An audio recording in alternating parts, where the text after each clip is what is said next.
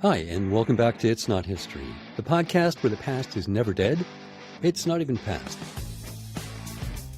Episode 7, Queen of the Pamunkey. So I'd like to start off this week with some housekeeping.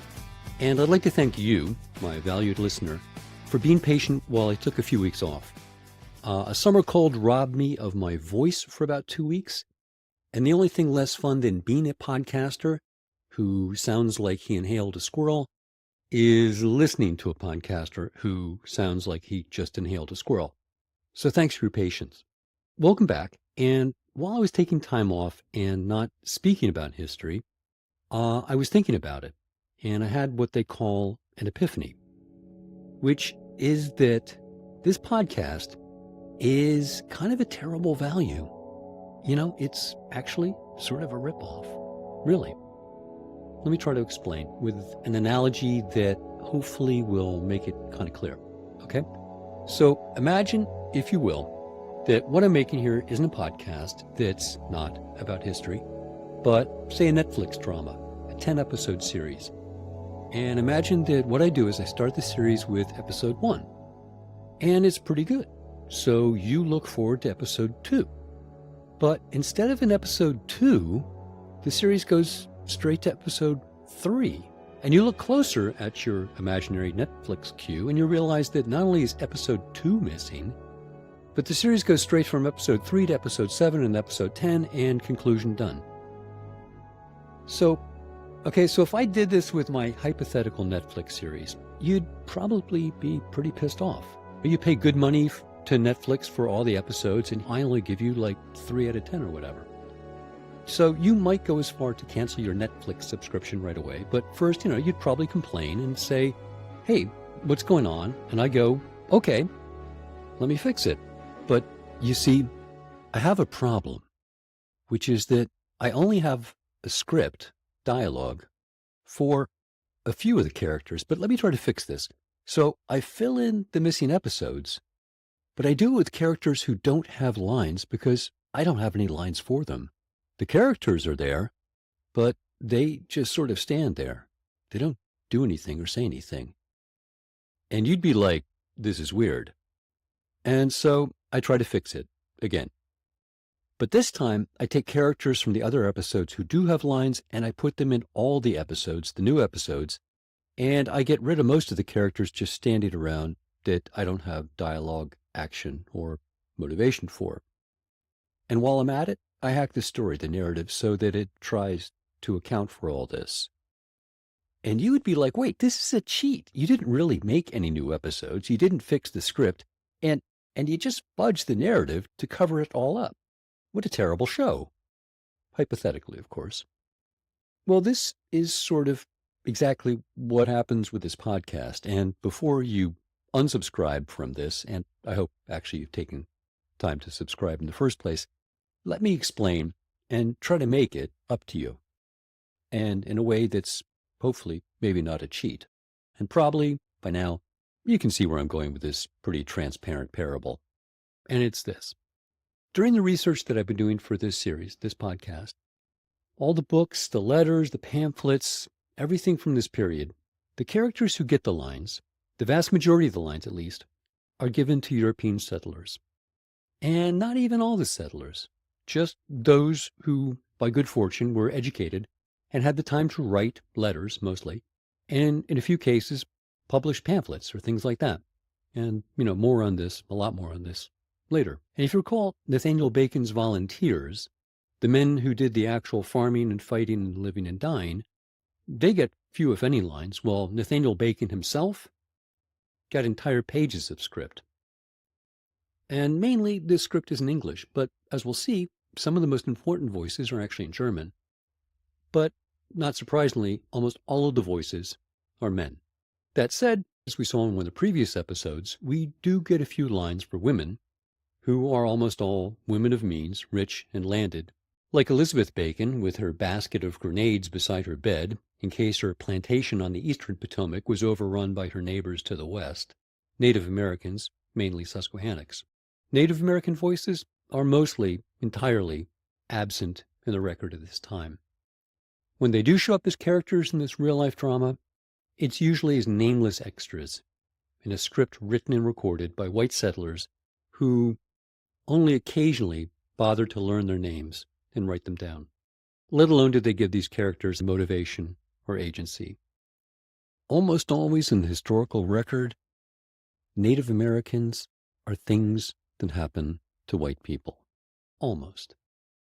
So when one of these normally nameless characters emerges with a name and a script and comes to us dragging a missing episode out of the recesses of the past with her, I kind of feel like I owe it to you, my valued listener, to bring it to you, to fix the cheat as best as I can.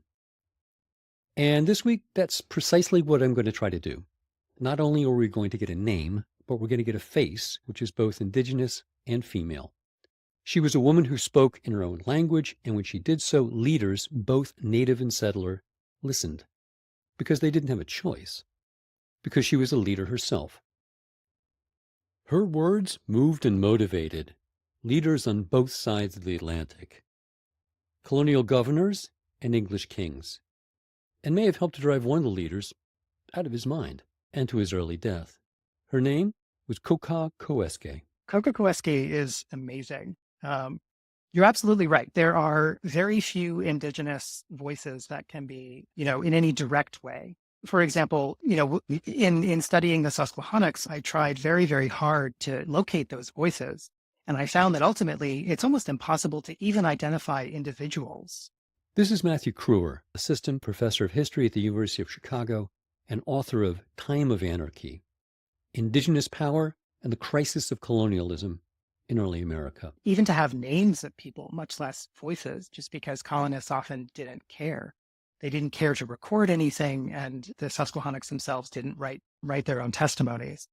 So Cockacoeske was a very different story because the indigenous nations in Virginia, these were the nations that in the beginning of the 17th century, collectively known as the Powhatan chiefdom or Powhatan paramountcy.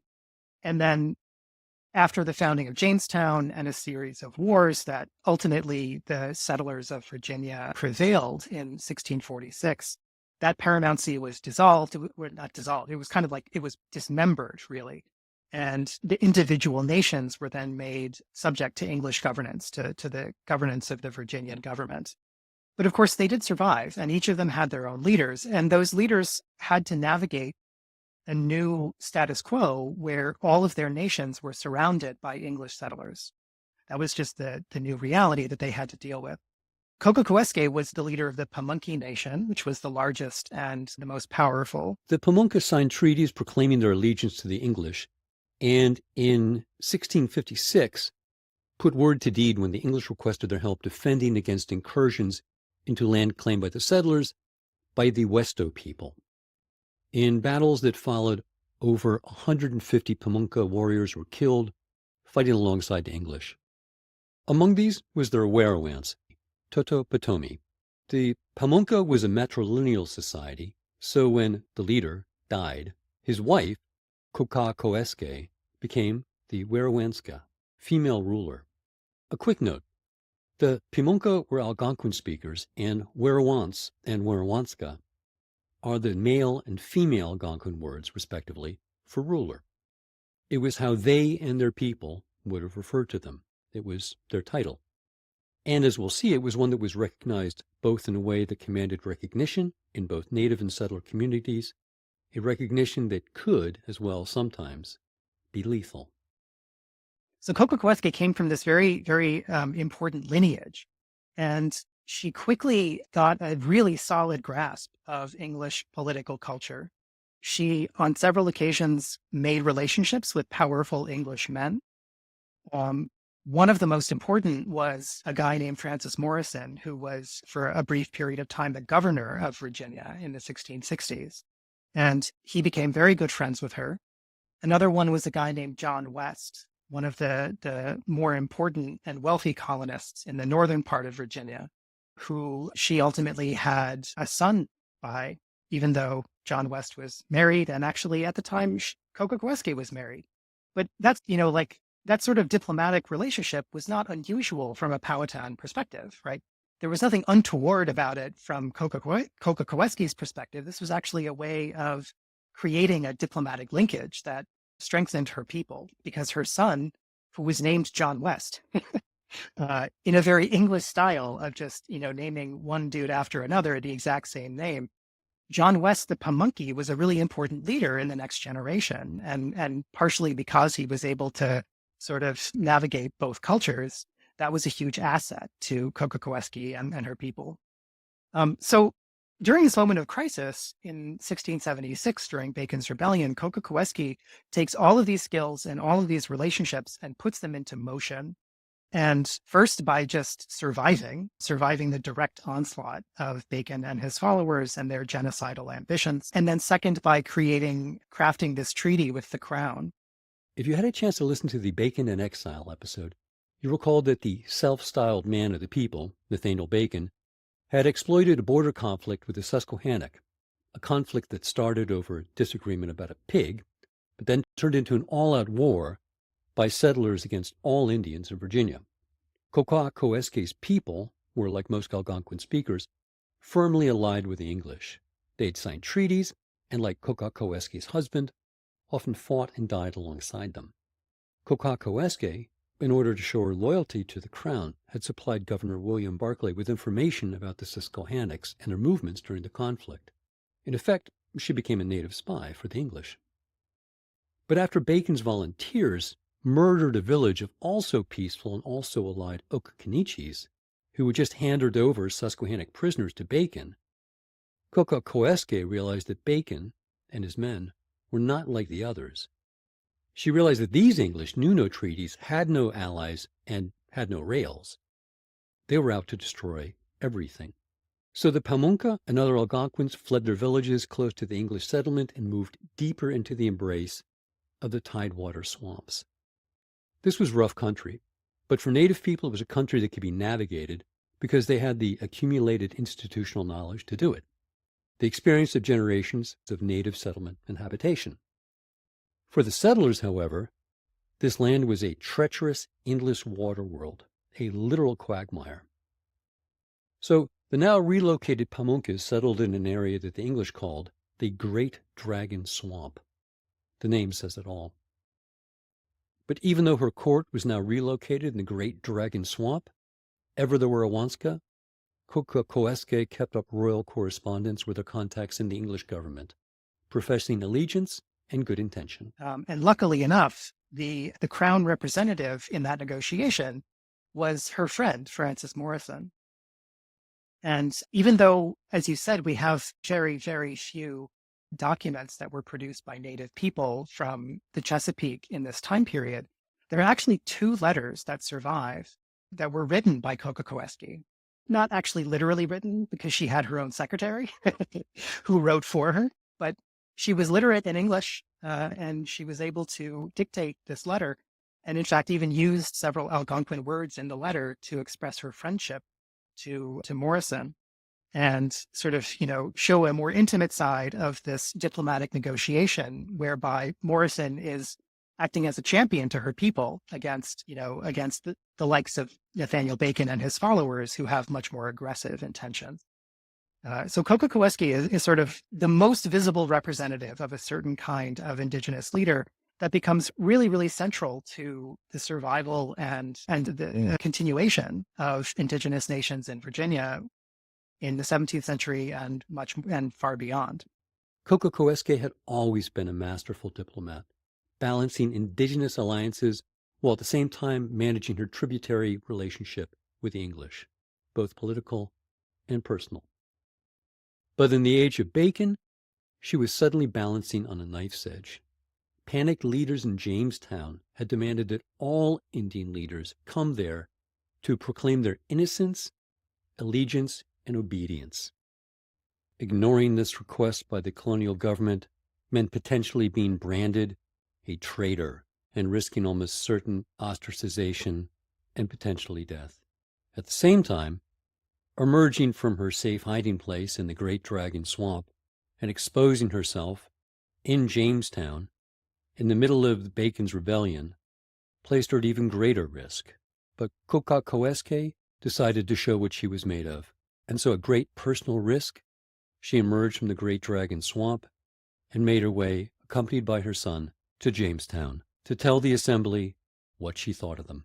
There was one particular occasion in the middle of Bacon's rebellion where she does this in a way that was so striking that it was repeated in a written account of the rebellion decades later by one of the people who witnessed it. And it occurred when she was summoned. She was sort of required to appear before the House of Burgesses, partially because Nathaniel Bacon, who was a member of the House of Burgesses in the middle of his own rebellion, partially because people like him were demanding that all of the different indigenous nations in Virginia essentially prove their innocence, right? Prove that they are not actively at war with settlers, to show their loyalty, right?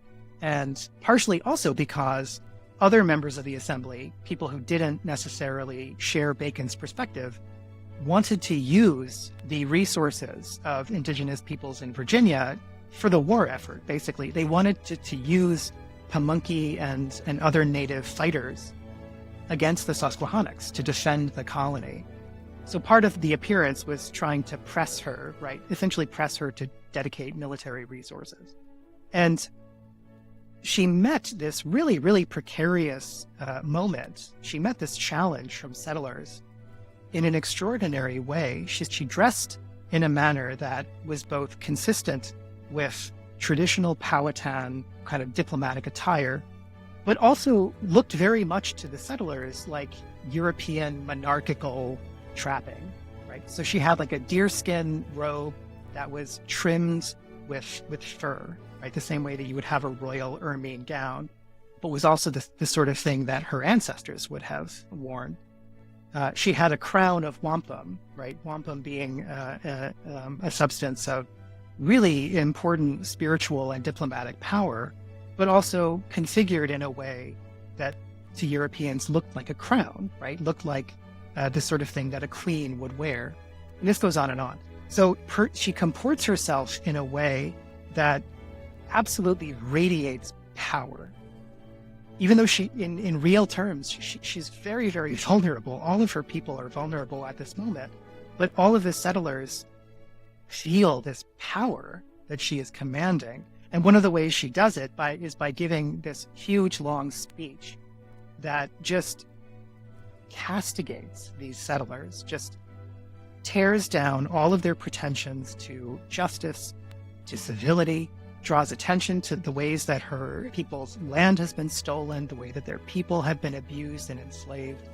She gives this, what the settler described as a harangue, but a big, long, formal speech that she insisted on giving in her own language. So the settlers had to listen to it twice. First, from her own lips, to like hear the emotion that she was bringing to that moment, the power of the leader of a nation, even if they didn't understand it. And then they had to listen to the translation. They had to listen to all of the content and all of the sort of the damning accusation that she leveled at them. And I think that's another example, right, of her ability to manipulate the conventions of European political culture to her own advantage. She knew exactly what she was doing. And that was all a calculated way of kind of taking control of a situation that otherwise would have been out of her control. Her performance, and I think it's okay to call it that, in Jamestown was as a supremely intelligent leader who balanced the immense personal risk she placed herself and her son in against the potential to begin to sway public favor, both indigenous and settler, back into her court. And it worked. For many in the Burgess, she was seen as an ally and a key representative of Indian interest in Virginia.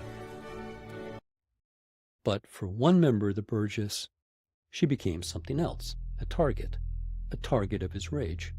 Nathaniel Bacon became obsessed with her. And so, in July of 1677, Bacon invaded the Great Dragon Swamp with his army of volunteers in tow. But he and his men lacked the benefit of this indigenous institutional knowledge, and so they stumbled through the boundless morass, wet, hungry, and lost. At one point, they captured one of Cockacoeske's entourage, an elderly Pamunkey woman. Bacon demanded that she take her to her Werowanska. Instead, she led them in circles. When he realized he'd been had, Bacon killed the woman and threw her in the swamp. Finally, after weeks, the colonist army stumbled on the village providing safe haven for Cockacoeske. Bacon now saw the object of his rage finally, literally, within his reach and ordered the village razed and the Werowanska captured. Cockacoeske grabbed a 10-year-old boy and ran for her life. Behind her, Bacon, in deranged desperation, destroyed the village and everyone in it. Deep in the Great Dragon Swamp, she and the young boy lived off rainwater and turtles. Cockacoeske ultimately survived. Bacon, ironically, didn't. After weeks of stumbling through the Great Dragon Swamp like a crazed character in a Werner Herzog movie, shouting out to the long-vanished Cockacoeske, yelling impotent taunts to the mute green walls that surrounded him. After weeks, he and what remained of his army of volunteers emerged, exhausted, starved, and broken. Shortly after, he contracted dysentery and died between bouts of delirium and diarrhea. So while Bacon, the man, and the rebellion had expired, the deep mistrust of Indians by the settlers hadn't. So Cockacoeske, subscribing to the principle of never letting a crisis go to waste, saw an opportunity in the literally smoking wreckage of the government in Jamestown, and used this as an opportunity to create a new and more durable relationship between the indigenous nations of Virginia and the post-Bacon colonial government. So Cockacoeske set to work. Leveraging her network among the English elite, she began drafting letters, dictated to her secretary, of course, and requested diplomatic negotiations from the Virginia Assembly, and got it. And so in March 1677, Cockacoeske negotiated with the Virginia Assembly at a place called Middle Plantation, later to become known as Williamsburg. And it was here that Cockacoeske demanded that the legislation passed under the Baconites, which had deprived native Virginians of all rights and property, be explicitly repudiated, and that the Pamunkey, as English subjects, receive equal protection and rights as any other subjects of the English crown. She demanded it, and she got it.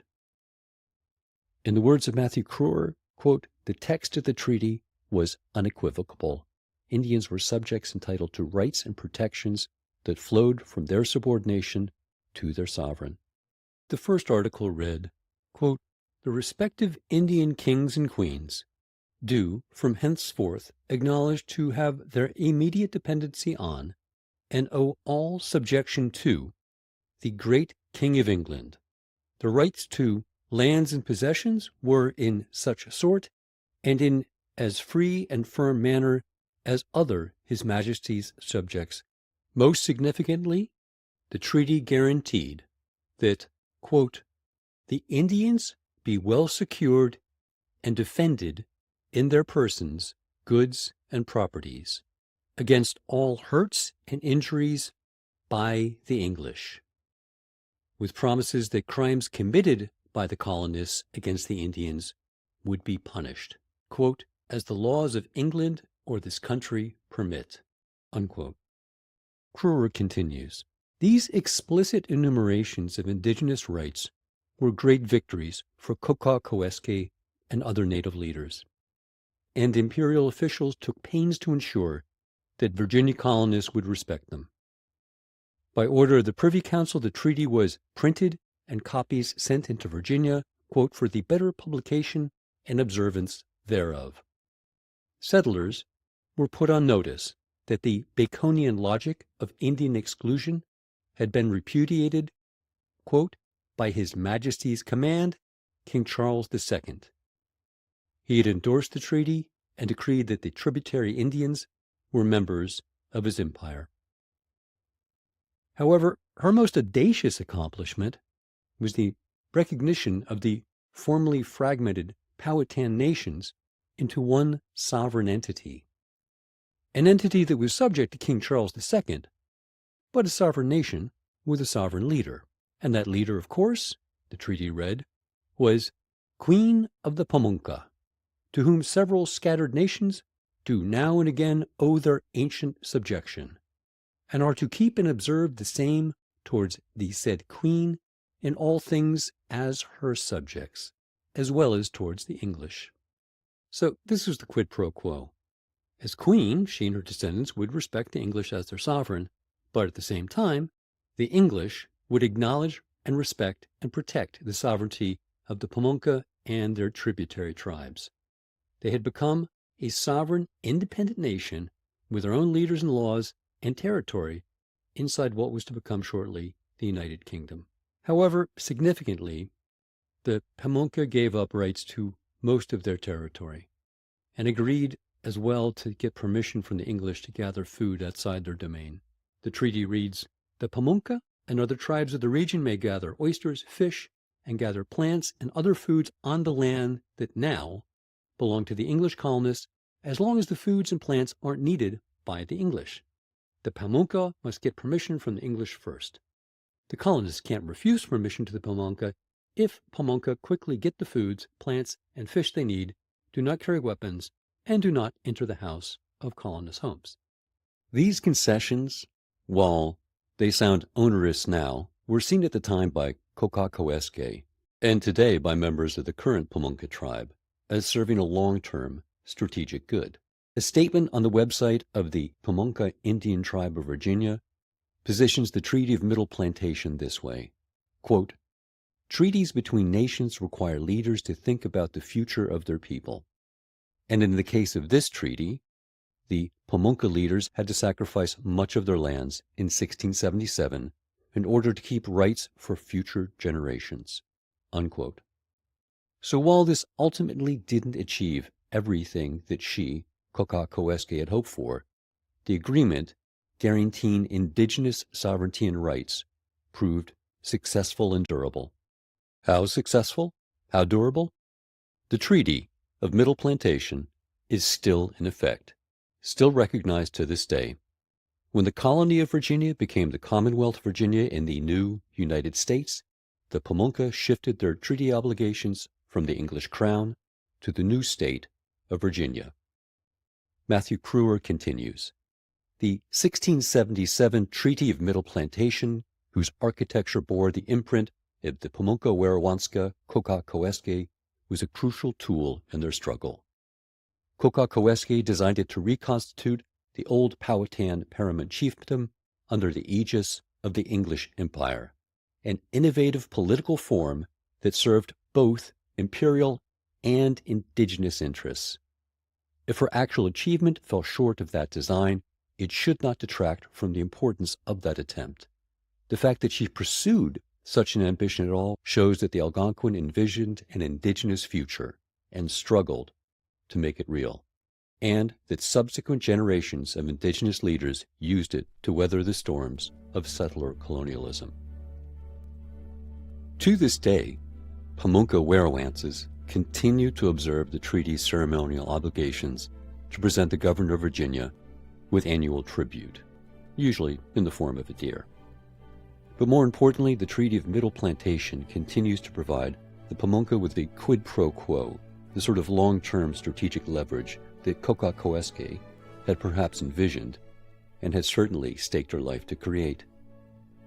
Matthew Crewer writes that, quote, "When the Pamunkey tribal nations achieved federal recognition in 2015, the unbroken relationships established by the Treaty of Middle Plantation was essential to the success of their case, paving the way for a revitalization that has only just begun.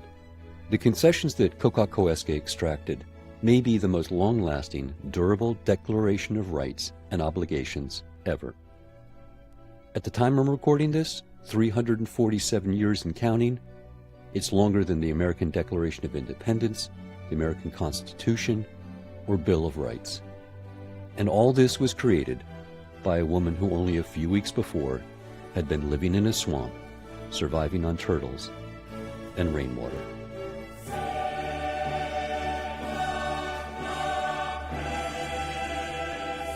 So while the Treaty of Middle Plantation is now over 300 years old, it is definitely not history.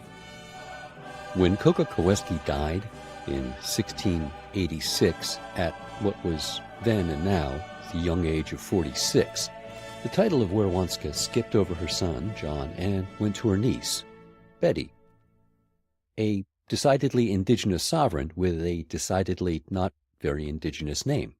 But as Cockacoeske had shown, working with and through multiple ethnic identities and networks was, then as now, a practical, necessary, and normal thing to do.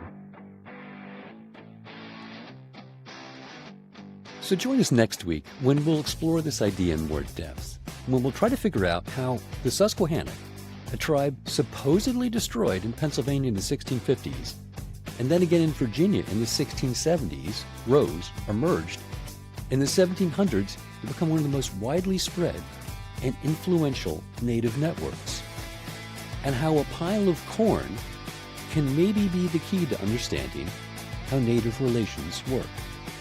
So join us then for It's Not History. I'd like to thank my guest, Matthew Kruer. His excellent book, Time of Anarchy, Indigenous Power, and the Crisis of Colonialism in Early America, can be found in the show notes at itsnothistory.com. I've also posted a picture of the medal presented by Charles II of England, Charles Stuart, full disclosure, to Cockacoeske. It reads from Charles II, King of England, Scotland, and France, to the Queen of the Pamunkey. So join us next week. This week's music is by Cineas and George Friedrich Handel. Thanks for listening.